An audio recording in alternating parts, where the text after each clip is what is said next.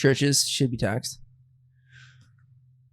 You have pastors, and Cam, I'm sure you can definitely talk about this one, but you have pastors that make millions. Yeah, but they're being taxed, right? And millions. Well, they are because it's an income tax, but the church isn't. So they're getting an influx of millions of dollars that are not being tracked. I don't. Yeah, but like charities don't. Well, because technically they're nonprofit, right? Like a church would be nonprofit. Yeah, technically, it's a tax exempt. I mean, right? I think that's a good question. It's automatically 501c3, tax exempt. Correct. I think if the pastor drives a BMW or better, like BMW, Mercedes, Yeah. Codify that to law. Nick said there's a drip level you can achieve, and that's it. Yeah, that's a good. Unless it's like from another job, like. I think that's a good level, though, right? Like, I'm sick. like so does this move with inflation or no? Of course, yeah. Okay. Well, no. Well, okay. In a couple of years, it'll be a Maserati instead. Yeah, exactly. Oh yeah, like he had a Ferrari, now he downgrades to the Maserati. No. Anything above like regular. Medium, I believe, is like 60,000. You gotta have a Hyundai, not a Genesis. What is your thoughts on this, Cam? Because you're like super involved when it comes to this stuff. I mean, I feel like definitely the size of the church does matter. Good point. So what about what's Like that mega Texas churches, pastor? right? Yeah, mega. Yeah. Well, like I know What is that guy's name? I don't know. You know what I'm talking about? The guy who's like, I'll blow the breath of God on COVID to get rid of it. No, the guy Joel Osteen. Or Joel Osteen. Yeah, no. Didn't open his fucking church. Yeah, for he's the a hurricane. terrible person. Fucking Allegedly. insane, bro. Yeah. Christ Fellowship needs to get taxed. What's that? It's just a big church around Oh. here. If it's big, if it's super big, mega, I Yeah. think so. Because they're doing marketing, they're doing that kind of stuff, I think. But Well, I you have- also don't know where all the, like, I know for our church, I know pretty much exactly where all the money goes to that gets tithed. So I know that our pastor's not driving a BMW anytime soon. That's what I'm saying. Yeah, like I want a pastor who's grinding. I want a pastor that's living check to check. That's how I know he believes in God for real. He needs God. Like, it's not about these. This isn't a sermon. This is like a cry. He's not saying it because his life is good. Yeah. He's saying it through the dumps. He's like, he's in there with you. Like, he gets it. That's the question, you know. I mean, like it's crazy. Like when you look at church, like that's the thing. It's like the issue is that humans are imperfect, right? Correct. And at the end of the day, it's humans in there. Yeah. So, but I remember there's a crazy Brazilian church around here who the pastor was caught cheating. Gabe told the story on here. Yes, yeah. And I play soccer at the church actually. No way. But it's just crazy to me how they voted him. They were like, you know what? No, like we forgive you, like better person, da da da. And then there's more people that came. Like that's crazy. There's people that be taking advantage of this, of like religion and people's faith and stuff. Oh yeah, for sure. And it's ridiculous. Oh yeah, because there's a level of what's the word I'm thinking of?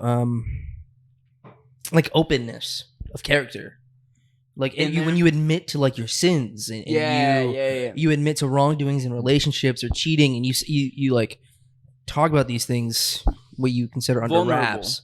Vulnerable, correct? Yeah, vulnerability. Yes. Yes. Mm-hmm. Yeah, and I guess in that way it's easy to like for these screwed up people to take advantage. But like, I don't know. Have you seen like there was a one? I don't know if it was Joel Osteen, but there was one mega church pastor who said that he wouldn't ride in public planes. He needed a private jet. Yeah, I know that guy. I don't remember his name, but that's I think that's the same guy who's talking about blow the breath of God on COVID. Yeah, oh and he God. said that he doesn't ride in planes because he doesn't want to ride with demons. Is essentially what he said. Yeah. He has a private plane. So he called like the regular people like That's demons. crazy. Essentially. Like, you have to, and Because Jesus never hung around regular people no. or sinners or anything. No. That wasn't Jesus's whole thing, so it makes sense. Crazy. They don't actually read the book that they supposed to follow. You know. Yeah. Damn, Jesus was a cool guy, huh? I'd say I could see him driving like a BMW for sure. No, Honda Accord, 99. On Palm Sunday, That he was bitch go rides the wheels riding a fall camel. off. What'd you say? On Palm Sunday, he was riding it on a camel. That's Donkey. True. That's There's a pretty donkey. bad. Yeah, there's a donkey. Yeah. No. So, what's your Colt. experience in the church then? Where do you have a faith background? I'm assuming you played soccer there. I definitely do. I was raised in like Spirita, I don't even know what the name is in English, but basically it's believing in mediums and all that stuff. Okay. So you still believe in Jesus and everything, but you also believe in basically the realm around you, and like the body. It was a heavy emphasis on what happens afterlife.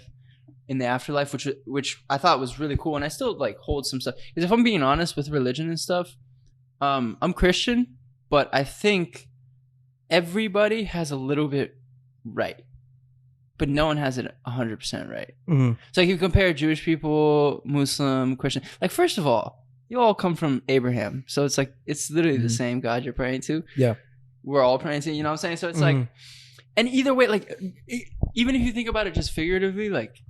Anyways, no matter who you are, if you're praying to something, you're praying to the same God.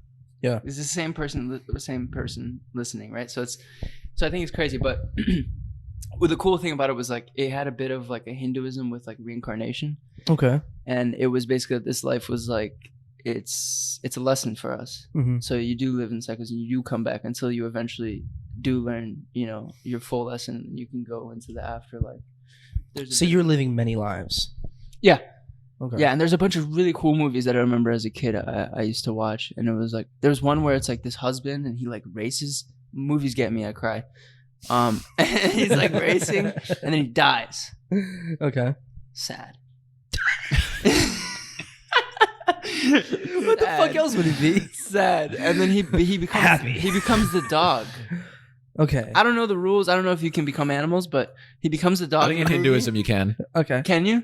I'm pretty in sure. Hinduism you can. I don't know about spirit. I don't remember properly.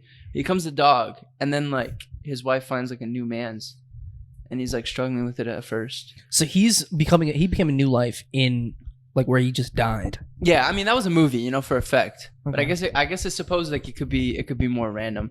But I feel like if you think about it, right? Like I talked to my friend who's have you ever heard the concept that like maybe hell is not so much like a literal lake of fire or whatever, but it's like your sins and your worst desires will be held like an apple in front of you that you'll never be able to get, essentially. So like if you're an alcoholic, it's like having alcohol in front of you but never being able to actually taste it. That's an interesting concept, right? Yeah. Right? Isn't it? I don't know if I could fall for that, but I can understand if someone would. But my whole thing with like this everything in general is just that like none of us know. We'll only know when we get there. Correct. Do you think there is an afterlife?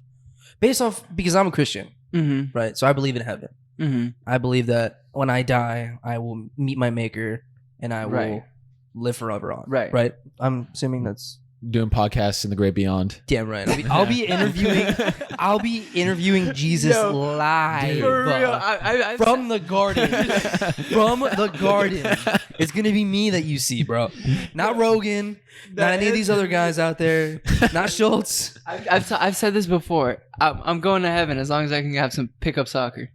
If there's some pickup soccer in heaven, we get lit. Yeah, it's straight. Man. Jesus, my bad. I tackled you kind of hard there. Yeah. That's how it has to be. But yeah, I do.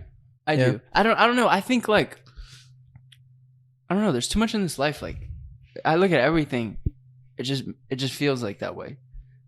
I don't know how to explain it. Like but you see, there's sometimes where I'm not so full of myself to be like, because I'm a Christian, right? So I'm supposed to believe exactly what is taught to me, right? But I'm not naive to be like, well, I wonder if that's like fake, like because we've only been taught what's been told for generations, right? So what has been, you're right, like we haven't perfected like what exactly is a Christian, right? We all have our own beliefs based off of what we've been taught and do's or don'ts, and you kind of create your own opinion.